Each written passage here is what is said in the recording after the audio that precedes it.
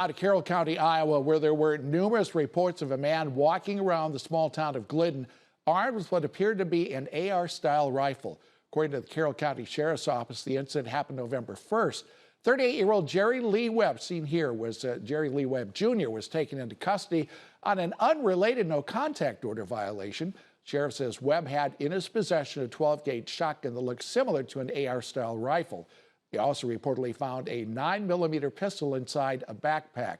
Sheriff Ken Pingree released a statement saying, "The mere fact that Webb was in possession of two loaded uncased weapons is not a crime under Iowa law.